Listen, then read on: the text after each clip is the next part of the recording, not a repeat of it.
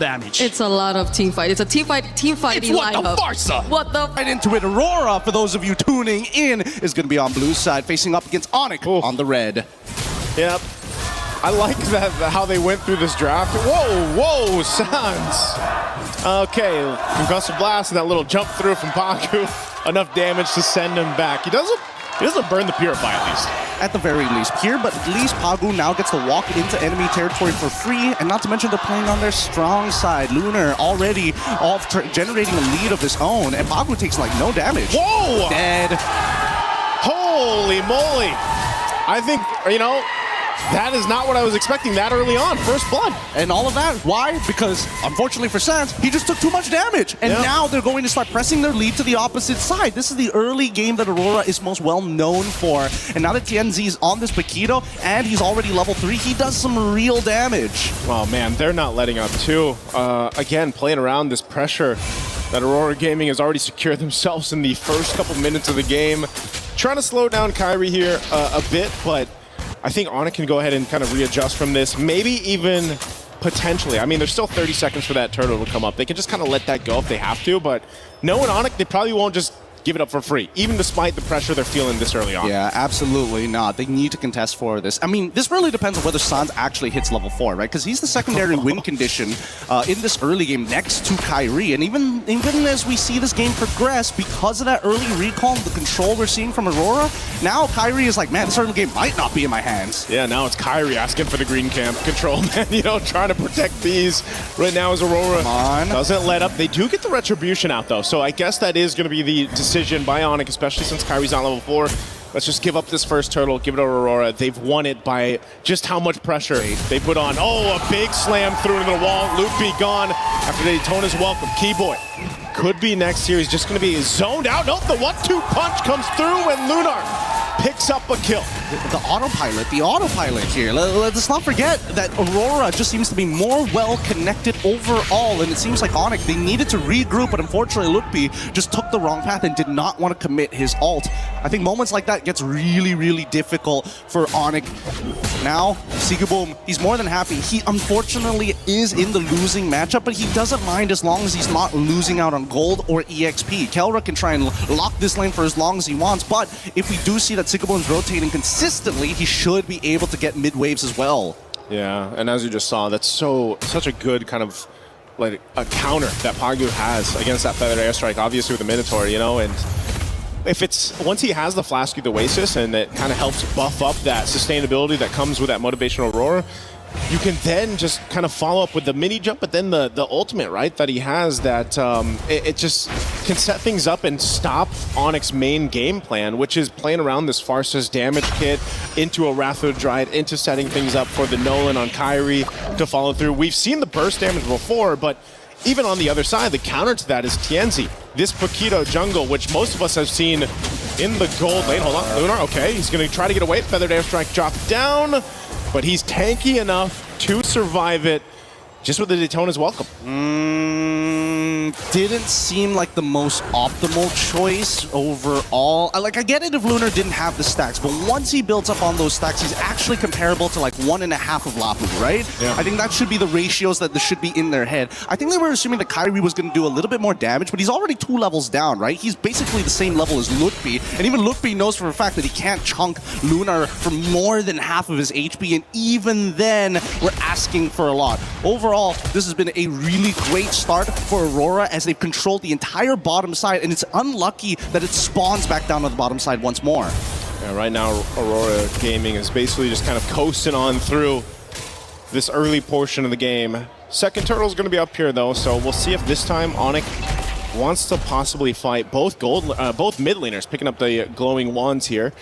Again, this Eudora been such a mainstay in the meta currently, and you see why. You know, the multiple stuns that you can kind of dish out, the damage, the poke that you can do, that burst on such a kind of low cooldown is a problem. TNZ also picking up a Sky Piercer now on that jungle Paquito.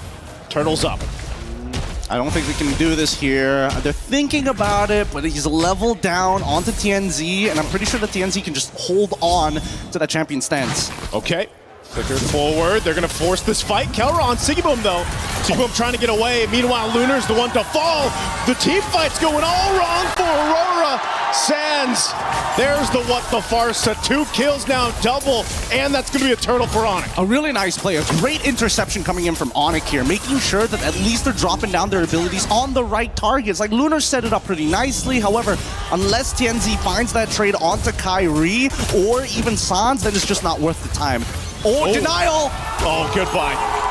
Good punish there, because I was going to say, Kyrie could not get away with that after everything ONIC did, but mind you, that whole interaction has now stopped that gold lead that was building for Aurora Gaming. It was about 2,000. That's been pretty much dealt with. Kelra won't get this turret just yet, but he does do quite a bit of damage to it. Meanwhile, they got the bottom turret traded out, so ONIC now opening up the map a little bit here. Kelra's doing a really good job. Like, first turtle, okay, Sigiboom walks out of it, you notice that he's only level 3, and that's when you know, like, okay, sure, he probably doesn't need to be there, but at the same time, you never really know what's going through Aurora's mind, especially what they're willing to risk. And I think that's the problem that ONIC has been facing these past couple of games. They're not 100% sure whether Aurora is willing to die for certain moments in these games to get a little bit more later on. But now that the Feather Airstrike has been used early, they are making the statement, you know what? As long as Sigiboom doesn't scale, TNZ will eventually fall off. Yeah. And that's one of the things, too, that I guess the downside... Oh, hold on. Kelra, he wants this turret. Aurora Gaming wants Kelra. Falling Star Moon, a bit of a burst of damage. Kelra be able to survive. Is there going to be a counter punch here from ONIC? They just make sure Kelra survives. They back up. Hold on, Daytona's welcome. Right on cue. Nice. Into 2. Lunar now going to be in trouble. The burst comes through. And Kyrie will pick up a kill. I didn't know if Aurora Gaming was going to continue to fight, but they decided to go for it. They made a mistake there for sure. Kelra played it perfectly, using his Purify to ensure that they don't find the one-shot and sets it up for something more dangerous down the line. This is what I'm talking about. This is a game of boxing here. Let's look at the replay one more time, because as soon as Keyboy, this looked like a very good punish from Aurora until Lutpi says, you know what? As long as the damage dealer can actually go for their full combo, which they know that Rosa doesn't have, this should be a free pick on to Lunar. And they know for a fact that Bravest Fighter, it's on a short cooldown, so they can just drag this out and wait until Lutpi has it. Aurora trying to punish. Lunar needs the stacks. Daytona's welcome, already used. Fighting off the turret. Pagu jumping in. Minoy and Fury to knock up 3. Keyboy's gone. But a Feathered Airstrike comes down from Sans. And now, Lutpi flickering forward. Trying to zone out Tenzi. He's swinging around here. He's going to fight off Sigiboom.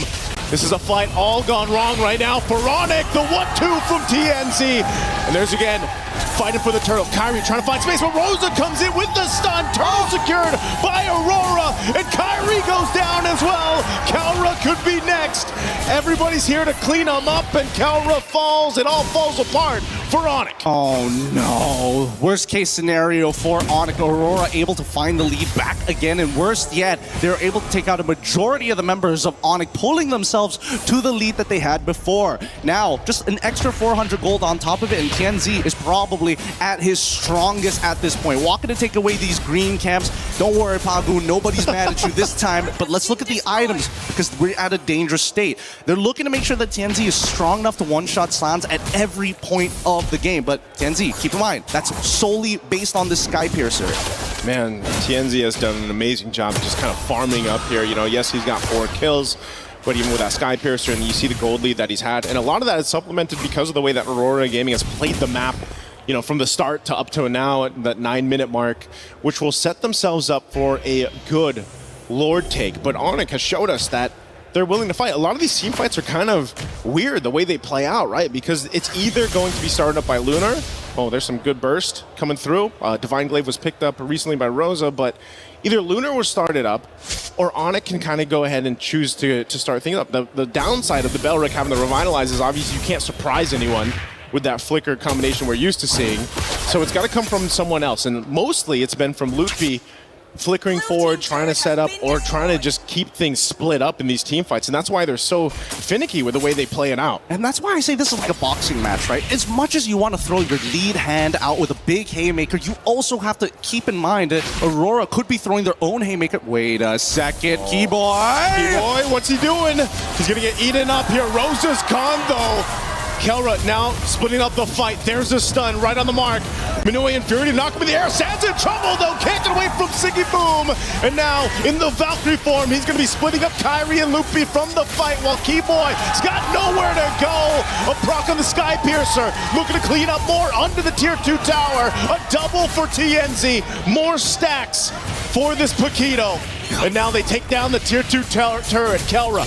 He's tanky enough. He should be fine. He'll just clear out the waves. Yeah, he is not worried at all, but the rest of his team does not have that same grace. And Sigaboom has been playing an amazing Freya, a losing matchup, and yet watch this, right? As they were playing this fight, they recognize, hey, no feathered airstrike. They also lost the Wrath of the Dryads, and that's when they decided to throw everything. Even Sans recognizing, hey, I gotta use the Purify to get away from a flicker and rage charge coming in from Pagu, but it doesn't matter when Sigaboom has stuck on to the rest of your team, cutting you down one by one with no way to stop you. The lack of CC is going to be a huge issue. Oh, hold on. Daytona's welcome use on live cam. Kelra going to be in trouble again. Minoue and Fury knocking him in the air. Keyboy can't get away. Once again, Sigaboom leading the charge of the Valkyrie form. A big stun comes through from Loopy though. Able to stop him in their tracks, but he gets dropped back by the Rockets. But ONIC, they want to fight back. Kyrie trying to get away with Lunar. Not enough damage on the stomp there, that auto attack. Not going to be able to take out Kyrie, but man, what a fight in the jungle. This is a beautiful game here. Despite being 5.6k ahead, Aurora lose out on Sigaboom in comparison to Keyboy. An upward trade for ONIC, but the economic damage is not done just yet. Another structure falls in the favor of Aurora. Another buff taken away from Kyrie. He's struggling this game. He's 1-4-4, and every single person he wants to go for the kill has some form of damage reduction, has some form of anti-CC, or worse yet, just raw sustainability. Yep, really good play there from ONIC because of the fact that they took out Sigaboom in the last fight. They pretty much alleviate that damage that Lord push would have done. Again, you're just seeing, despite being down these thousands of gold, ONIC somehow is still able to actually go toe-to-toe in the team fight against Aurora Gaming here. And now for them, again, they have to look at what's their best angle? What's the best attack plan here for them? And especially when it comes to the jungle, because Aurora Gaming has not let up on this as they continuously try to take these buffs. Again, Daytona's welcome, throwing him into the wall. Keyboy, it's going to be, again, the focus. A feathered airstrike to follow through. And now Sigaboom on the back line. He's just everywhere. Sound's got nowhere to go. Forget the turret, forget everyone else. Aurora Gaming will just go for this fight, tossing everyone around, and they just go full-on wipeout against ONIC, and that's going to get Aurora Gaming this game under their belt, taking the series 2-1. The one extra detail is what makes Sigaboom one of the best Freya